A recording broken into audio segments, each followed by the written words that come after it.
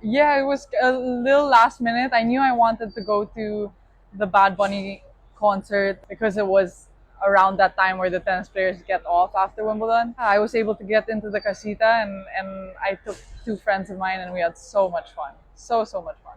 Did you live up to your expectations? Oh my God, more. Like I felt Puerto Rican. Like I thought I was Puerto Rican for one night, but it was so crazy. It was so good.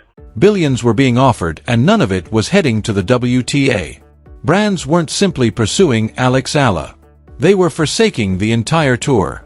A 19-year-old from the Philippines had become more financially useful than a professional circuit created over 5 decades. Not through Grand Slam domination, not through ranking dominance, via something far greater hazardous to the establishment. Pure uncontrolled cultural magnetism. And when the financial numbers started surfacing, the tennis world didn't just raise eyebrows. It held its breath. Because what was occurring wasn't a sponsoring tale. It was a power shift. A modest corporate revolution disguised in a tennis skirt. And the WTA, they never noticed it approaching. Stay locked in because by the end of this, you'll understand why the most crucial struggle in women's tennis right now isn't occurring on any court. There's a certain type of athlete that surpasses their sport before the sport properly acknowledges them. Muhammad Ali did it. Serena Williams did it. And now, if the WTA institution welcomes it or not, Alex Eala is doing it on a scale it features corporate boardrooms from Manila to Manhattan, entirely revamping their marketing blueprints. Born in the Philippines, raised on severe discipline and created by the Rafael Nadal Academy in Mallorca, Eala carried something into professional tennis that no coaching guidebook teaches. She carried a narrative, a real cross-continental, multi-generational narrative that resonated with billions of people throughout Southeast Asia, Europe, and the Americas simultaneously. That mixture, the underdog geography, the elite European training ground, the infectious personality, created what marketing executives secretly describe as a great cultural convergence. And companies noticed long before the rankings caught up. By the moment Eala was breaking through on the WTA tour, her social media following had already exceeded many of higher-ranked players. Her Instagram engagement rates weren't merely great for a tennis player. They were strong for any athlete in any discipline wherever on the globe. Brands measuring true audience connection, not merely following counts, but actual emotional investment from genuine communities. We're viewing statistics that made their analysts double-check the info. Sportsier businesses, luxury watch producers, technological titans, telecoms businesses with huge Southeast Asian consumer bases. They weren't simply interested. They were competing aggressively. Behind closed doors, talks were rising from exploratory conversations into serious financial commitments. And significantly, these chats weren't flowing through WTA partnering channels. They were going right to Eala's representation. This difference important enormously. The WTA works on a conventional sports marketing infrastructure. Centralized sponsorships, official tour partnerships, revenue structures created around the communal. That model functioned great for decades, yet it was built for another period. An period before a single athlete may command more digital attention than the whole company promoting her. Eala represented anything the old model hadn't accounted for. A player whose individual brand gravity was pulling sponsors out of the tour's orbit altogether. Not via disagreement, not through conflict, merely via existing and interacting with audiences on a frequency that WTA's institutional voice couldn't match. Inside tennis circles, murmurs were multiplying. Agents representing other players started hearing from brand partners that budget allocations were being reviewed. Tournament sponsors began obtaining quieter reactions to rejuvenation suggestions. The money wasn't disappearing from women's tennis. It was focusing, moving toward one unique center of cultural gravity. And that point had a name. That point had a backhand that may interrupt discussions. And that point was just getting begun. Ask yourself this. When was the last time a teenager made billion-dollar firms radically rethink their whole sports marketing strategy? Because that time, it had already arrived. Numbers have a way of escaping rooms. They were never supposed to depart. The statistics being discussed in private talks surrounding Alex Eala's individual sponsorship portfolio weren't small endorsement deals. These weren't the usual mid-tier layouts that professional tennis players outside the top 10 often secure. What was circulated in private term sheets in preliminary agreements reflected a kind of financial commitment that placed AY, a player still ascending the rankings, in commercial negotiations normally reserved for established Grand Slam champions. Reports emanating from sports business circles indicated each brand offers approaching statistics that aggregated over many alliances established a whole portfolio value estimated not in millions but in the billions when projected over multi-year commitments. A telecoms behemoth with huge Southeast Asian market penetration was reportedly among the leading runners. Several sportswear businesses interpreting the cultural imprint Aya controlled across a large and increasing customer demographic entered important conversations. Technology brands finding true ambassador voices in developing markets saw her as irreplaceable. What made these offers special wasn't merely the scale, it was the structure. Brands weren't approaching Aya's team wondering how she fit within existing WTA neighboring partnership frameworks. They were constructing totally bespoke setups, imaginative partnerships, ownership holdings, and sponsored content projects, long-term ambassador architectures that treated her as a media entity rather than merely an athlete endorser. One sports marketing analyst speaking to industry articles described the scenario with stunning directness. Brands had fundamentally decided that the audience emotional connection Aya established was more effectively accessible by going surrounding the tour than through it. The WTA's official partnership infrastructure, although valuable for reaching large tennis audiences, couldn't give the exact, deeply faithful, culturally distinctive communities that followed Aya personally. For the WTA, this fact carried severe financial implications. When companies redirect sponsorship capital away from organizational partnerships toward individual athlete deals beyond tour buildings, the collective loses leverage. Other players lose visibility. Smaller competitions lose financial streams. The entire ecosystem feels the burden. And here's the dimension that genuinely intensified the tension. Aya wasn't engineering this circumstance. She wasn't placing herself adversarially against any institution. Her representation was merely responding to exceptional market demand with proper commercial approach. That's not revolt. That's business. But the penalties for the WTA were equal regardless of purpose. Behind closed doorways, tour executives were having unpleasant chats. How does an organization keep sponsorship significance when one of its own members has become a more appealing individual investment than the communal platform? How do you reorganize commercial frameworks created for a pre-social media landscape to accommodate an athlete whose personal audience dwarfs institutional reach? These weren't hypothetical strategic questions anymore. They required immediate answers. And the WTA, for reasons that will eventually become extremely public, appeared to be seeking for the answers much too slowly. The billion-dollar question wasn't if Aya merited these offers. Nobody genuinely challenged that. The question ripping through tennis boardrooms was considerably more unsettling. Had the WTA already lost the commercial narrative? And if so, could they ever truly recover it? Silence at moments of systemic crisis is never truly silent. It communicates everything. While brand negotiations surrounded Alex Eala were intensifying and sports business media was beginning to link dots officially, the WTA's official communication routes remained conspicuously silent. No formal acknowledgement, no strategic positioning statement, no obvious effort to redefine the commercial discussion on their terms, merely institutional stillness at just the moment decisive action was most necessary. And that silence was devastating. In the current media world, an organization's incapacity to regulate its own tail doesn't merely build a vacuum. It hands the microphone to everyone else.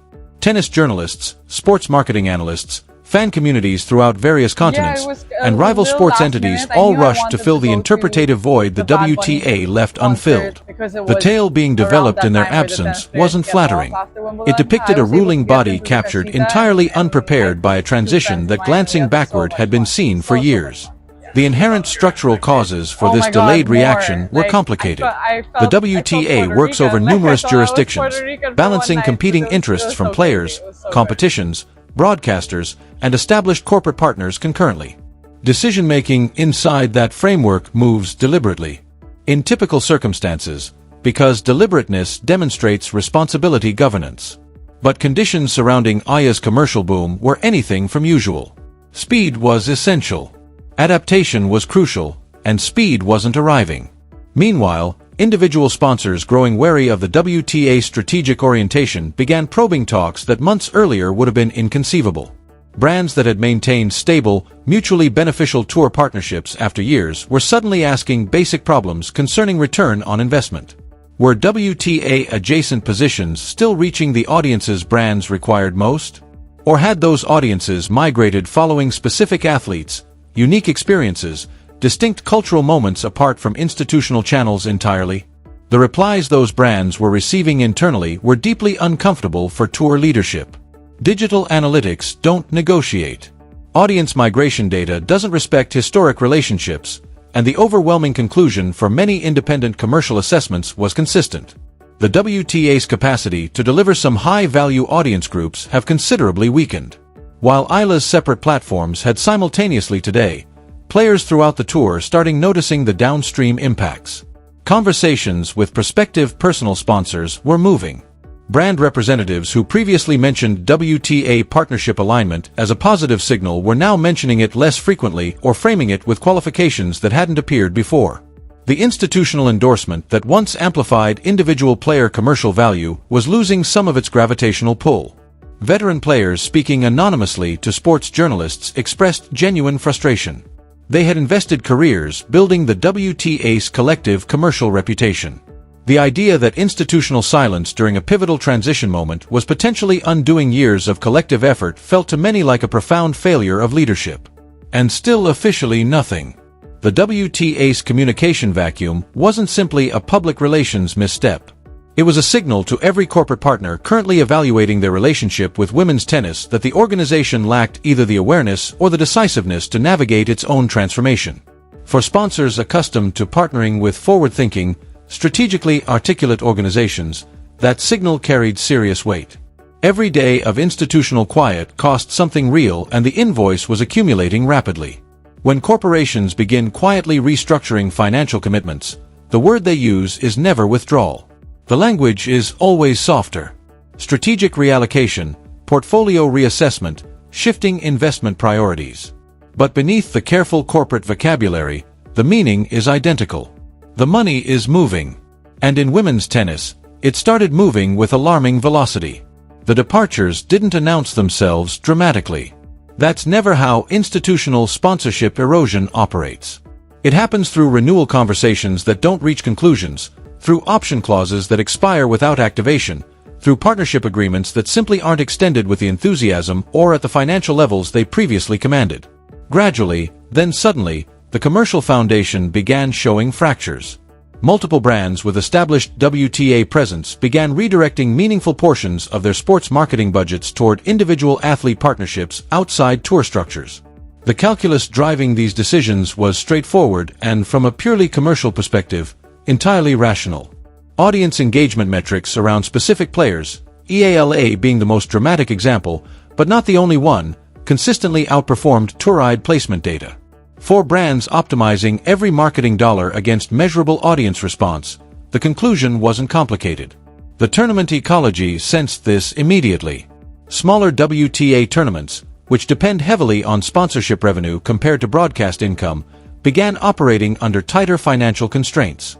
Prize fund discussions become very complex. The operational infrastructure sustaining hundreds of players across the professional circuit, the athletes who would never command individual billion-dollar portfolios, but who created the competitive backbone making top tennis possible, started experiencing true strain. This dimension of the fallout seldom garnered considerable publicity. The headline storyline focused on Eala's tremendous commercial ascension. The calmer, more significant narrative was what her gravitational commercial pull was costing the athletes who would never gain from it directly. A mid-ranked player participating in the second division of WTA tournaments doesn't get anything from Eala's sponsorship discussions, but she loses anything if those talks shift funding away from the communal infrastructure sustaining her career. Several significant voices within the tennis community began addressing this point publicly. The conversation wasn't framed antagonistically toward Eala personally. Virtually everyone acknowledged the circumstance wasn't her invention or her responsibility. The dissatisfaction was focused at structural shortcomings within the sports advertisement architecture and at organizational leadership seen as insufficiently equipped to adapt. Sports economists evaluating the situation observed a concerning parallel with dynamics that had already destabilized other professional sports leagues. When individual athlete commercial worth massively outpaces institutional brand equity, revenue distribution within the sport becomes essentially imbalanced. The sportsmen with enormous individual profiles capture immense value. Everyone else faces escalating economic uncertainty. The middle of the competitive field, which is crucial for any sport's long-term health, becomes financially insecure. For the WTA, controlling this dynamic needed immediate, clever structural innovation. The organization needed commercial frameworks capable of acknowledging and accommodating exceptional individual athlete value while keeping significant collaborative revenue streams. Whether that capacity existed inside present leadership was a question the sponsorship exodus was answering loudly. The corporate departures were never truly about ALA. They were a verdict on whether the WTA has evolved swiftly enough to stay commercially essential amid a changing media world. And that conclusion at this specific moment was sharp and clear. The court has rendered its judgment. Now all eyes directed toward one specific interview, and what occurred next genuinely nobody predicted. There are times in sports when an athlete says something so precise, so surprisingly honest that it rips through every layer of institutional narrative and lands immediately in the public awareness like a brilliantly hit winner down the line. Alex Eala gave just that moment. And the internet didn't only respond, it detonated. In an interview it disseminated across channels using remarkable quickness. Eala addressed the business circumstance around her career with a directness that caught nearly every onlooker off guard. She wasn't unfriendly. She wasn't performing grievance or manufacturing dispute. Her tone was measured, thoughtful, and constructed in a way that somehow made her words sting more than any emotional outburst might have. She spoke about signifying something bigger than individual achievement, about recognizing that her visibility carried obligation toward the communities, Filipino, Southeast Asian, young ladies internationally, who viewed themselves reflected on her trip regarding exploring commercial potential in methods that recognized that duty while simultaneously claiming that her value, her real cultural currency, deserving acknowledgement on conditions that truly mirrored reality. And then she said anything that stopped the entire conversation chilly. She acknowledged without bitterness, but with absolute clear that the structures around professional women's tennis hadn't been created with athletes like her in mind. Athletes whose commercial popularity derived principally from cross-cultural resonance rather than sheer ranking performance. Athletes whose audience relationships existed irrespective of institutional frameworks. Athletes who by merely existing truly challenged assumptions about how value gets measured and distributed in professional sports. Those words traveled everywhere simultaneously. Sports media magnified them within hours. Marketing industry publications investigated them with real fascination. Fan communities spanning Southeast Asia burst with furious pride and emotional appreciation. Tennis fans worldwide involved in huge disputes regarding structural fairness, commercial equity, and institutional accountability. It created millions of encounters on every major platform. What made the moment so powerful wasn't its confrontational quality. It was the deep reasonableness of what Eala was expressing.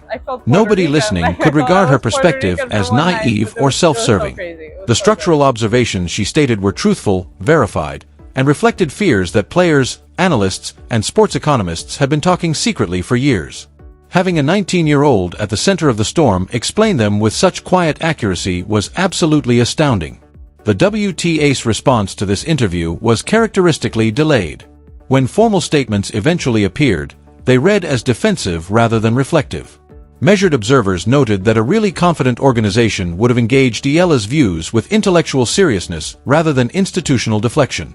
The contrast between her calmness and the organization's odd placement only increased popular sympathy in her direction. Social media fan communities, notably around the Philippines and wider Southeast Asia, changed the event into a cultural landmark. Clips from the interview collected hundreds of millions of views. The hashtags around her name dominated trendy talks across many platforms for consecutive days. International media sources that seldom covered women's tennis were suddenly running noteworthy feature stories. And through all of it, IA remained composed, courteous, concentrated on tennis while the commercial and institutional world whirled around her. That composure, perhaps more than any specific statement, conveyed something deep about her character and made her much more desirable to the brands is chasing her with tremendous financial commitment. One question was now surging through every discussion regarding women's tennis. Was this a momentary turbulence or had something permanently shifted? Alex Eala didn't ignite a conflict with the WTA. She merely became too enormous for the present structure to comfortably grasp. Brands followed genuine value. Audiences followed true connection. And an institution established for a bygone period finding itself economically overtaken by a teenager carrying an entire nation's sporting goals on her shoulders. The numbers don't lie. The leaving sponsors don't negotiate emotion. Something fundamental shifted here. And women's tennis will never look identical again. If this tale actually moved you, hit subscribe because the largest chapters in women's tennis are being written right now and you don't want to miss a single word.